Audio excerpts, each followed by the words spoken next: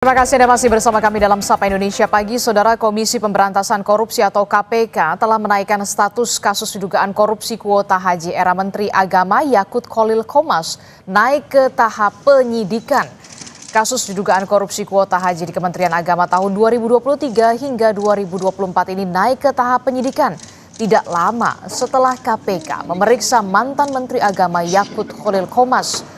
KPK memastikan telah menemukan dugaan bukti korupsi dalam kasus ini, namun masuk menggunakan surat perintah penyidikan umum agar dapat memeriksa sejumlah saksi untuk mendalami aliran uang hingga siapa yang memberi perintah untuk menetapkan kuota haji.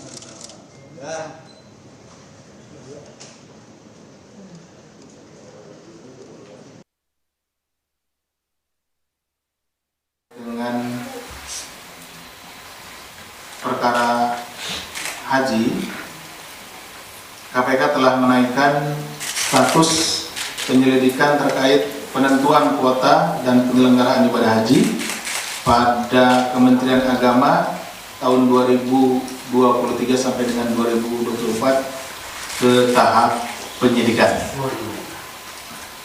KPK telah menemukan peristiwa yang diduga sebagai tindak pidana korupsi terkait dengan penentuan kuota dan penyelenggaraan ibadah haji pada Kementerian Agama tahun 2023-2024. Dengan dinaikannya kasus dugaan korupsi haji ke tingkat penyidikan, artinya saudara, kasus ini bakal berlanjut.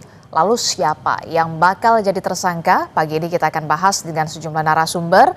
Sudah ada Wakil Ketua KPK periode 2015 hingga 2019.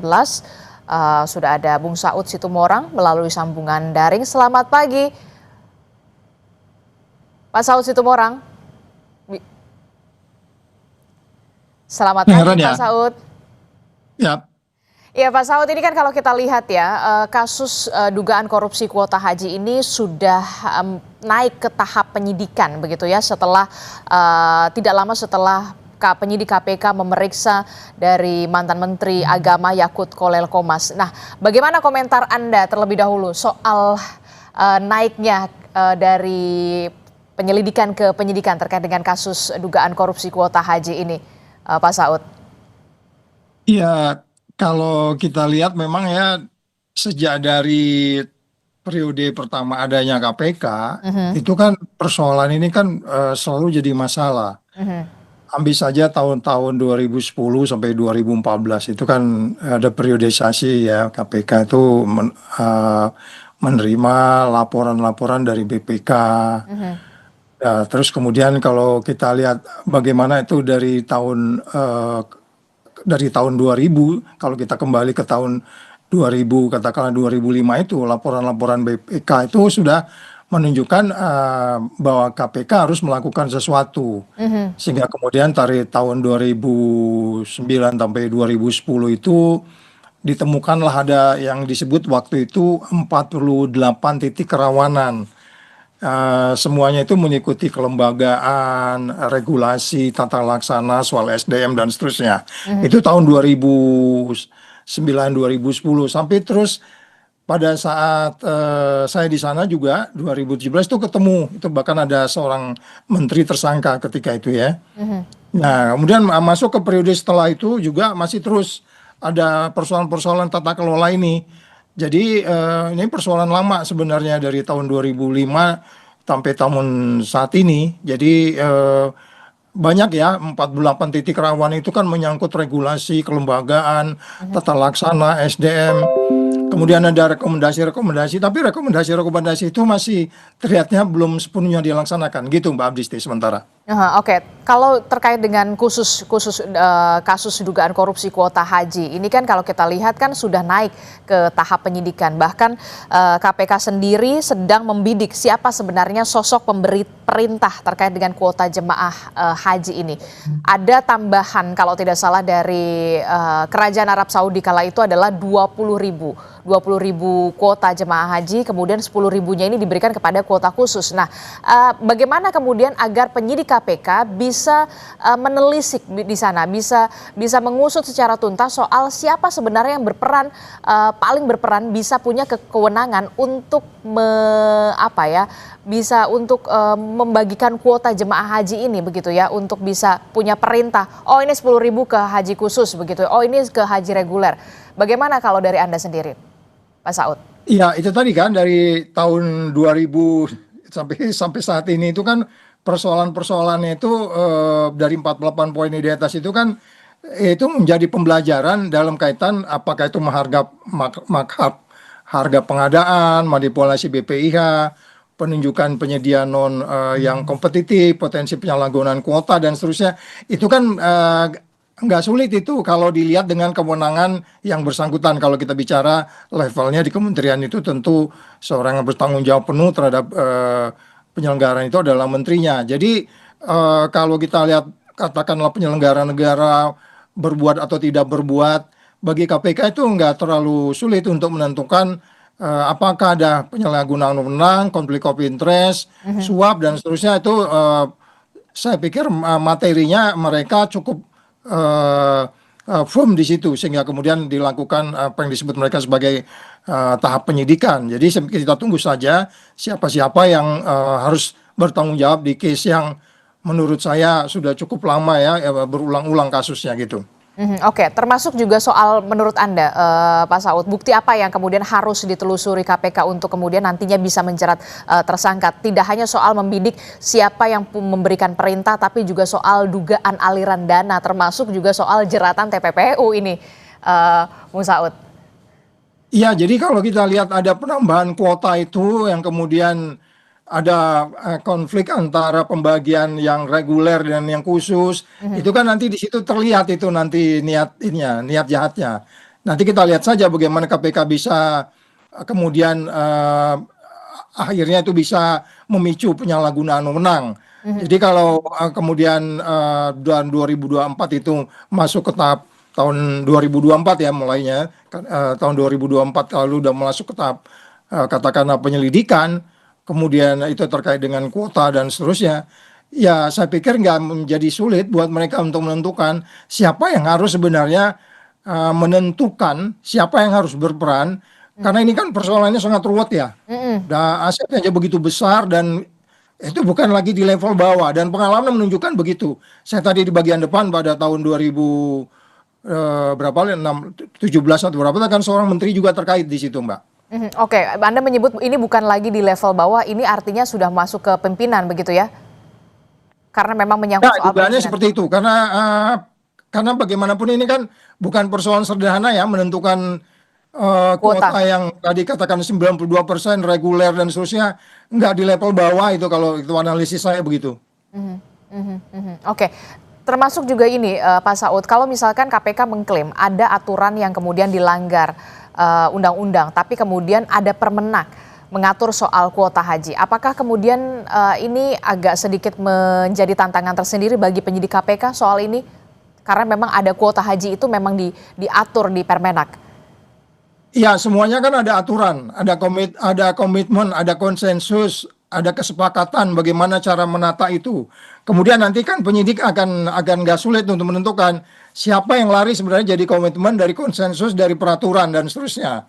Nah itu mereka lebih pasti lebih paham dan sehingga kemudian bisa menentukan siapa tersangkanya walaupun belum resmi diumumkan pada Agustus ini.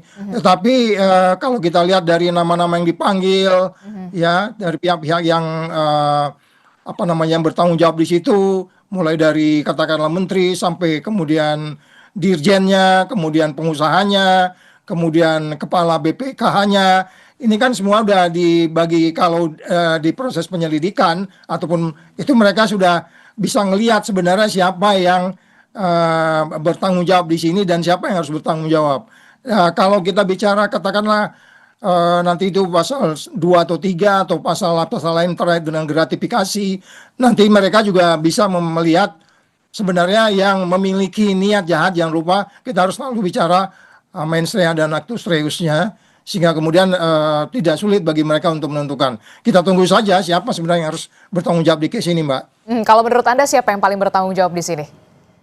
Ya, untuk kalau pimpinan tertinggi. pengalaman-pengalaman dari sebelumnya menunjukkan bahwa memang di level yang paling tertinggi, ini bukan kasus gampang, ini Aha. kasus yang sangat-sangat apa namanya sudah lama terjadi berulang-ulang. Mhm. Dan kalau kita lihat bagaimana proses pemeriksaannya sedikit mengalami kendala ya. Mhm. Jadi ada high profile person yang memang harus bertanggung jawab dalam hal ini ya, perkiraan kita ya menterinya harus menjelaskan. Mhm. Dan kita lihat saja bisa jadi analisis ini salah. Tetapi kalau melihat bagaimana proses-proses yang saya sebut tadi mulai dari tahun 2000 sampai berturut-turut hampir setiap periodisasi kepemimpinan KPK ini menjadi perhatian. Ya, mulai dari 2000 katakanlah 2002 KPK, berikutnya menurun sampai ke bawah periode 4, kemudian periode yang sebelumnya juga kalau tidak salah salah satu pimpinan KPK sudah mau warning juga itu, bukan periode yang ini ya, periode Mhm. yang sebelumnya.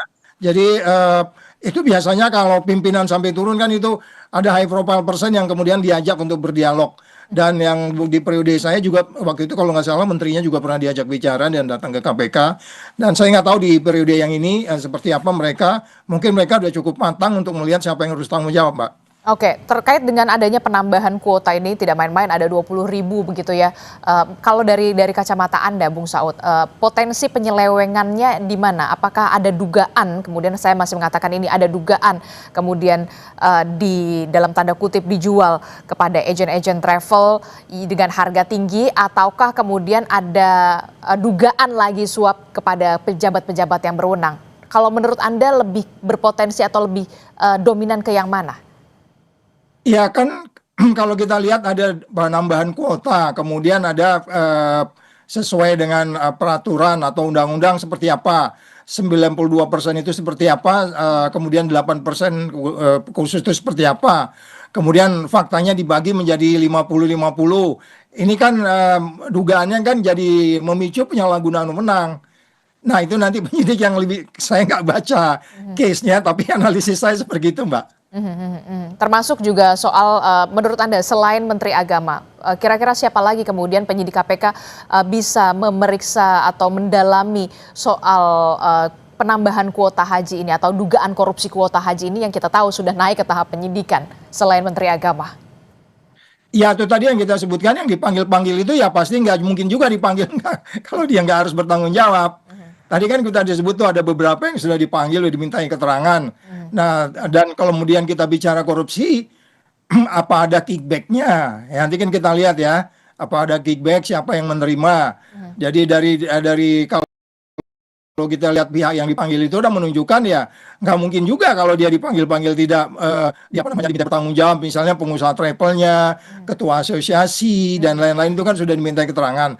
Dan kita tunggu aja siapa Mbak. Jadi saya belum bisa mengatakan siapa, tapi pihak yang dipanggil itu kan pihak yang diminta pertanggungjawaban untuk kemudian itu proses-proses KUHAP kan seperti itu sebelum ditentukan sebagai tersangka gitu Mbak. Oke, terakhir Pak Saud, terkait dengan dugaan korupsi kuota haji ini kan luar biasa begitu ya, soal jemaah begitu ya, jemaah haji begitu. Nah, apakah bisa dikenakan atau dijerat dengan pasal TPPU? Nah, nanti kita lihat bagaimana kan itu biasanya TPPU itu kan macam-macam ada prosesnya ya. Kenapa dia TPPU itu kan sesuai undang-undangnya, apakah itu nanti ada layering, transferring, pengobahan dan seterusnya, pergantian menggunakan nama orang lain, itu modus-modus itu penyidik pasti tahu sehingga kemudian TPPU bisa digunakan di situ. Tapi bagi saya sebenarnya lebih baik ya begini deh.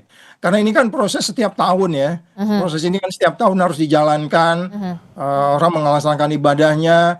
Yang saya selalu mengatakan, please, mulai dari rumah, dia berangkat sampai balik ke rumah lagi. Itu harus menjadi perhatian kita. Nggak hanya kemudian dari bandara ke bandara, tapi mulai dari rumah sampai dia balik ke rumah lagi. Itu udah mulai masuk ke detail-detail itu. Sehingga kemudian setiap titik tidak ada konflik of interest. Jadi saya, karena memang kebetulan waktu itu tim yang di periode saya itu ada tim yang kita kirim ya ke Arab Saudi, tim dari apa namanya pencegahan, deputi pencegahan.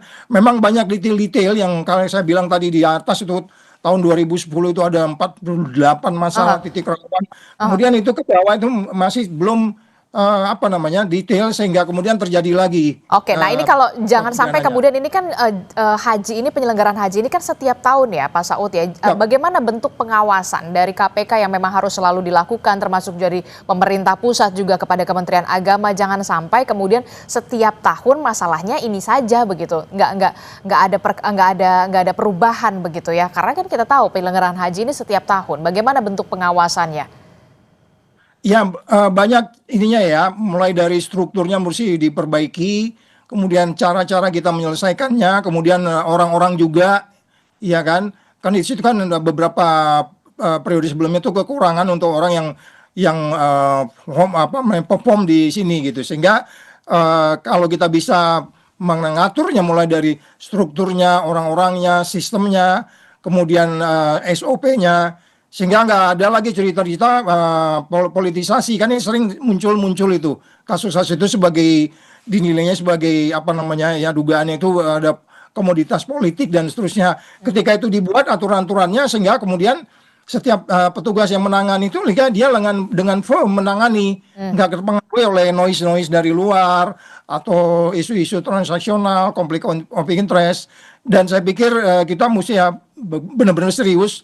Saya harus mengulang, ini mulai dari tahun 2000-an ini Mbak. 2000-an ini 2010 menjadi kunci ya. Dan ini memang benar-benar harus. Saya pikir BPK juga harus diajak karena mereka juga mengaudit ini. BPK juga masuk ke detail-detail itu kok. Oke, nanti kita akan lihat bagaimana pengusutan ini benar-benar dilakukan secara tuntas dari penyidik KPK, tidak hanya soal membidik sosok pemberi perintah kuota jemaah haji kala itu, tapi juga Anda sudah underline dari tahun 2000. Terima kasih Wakil Ketua KPK periode 2015 hingga 2019, Bung Saud Situmorang telah bergabung bersama kami. Sehat selalu, selamat pagi. Pagi.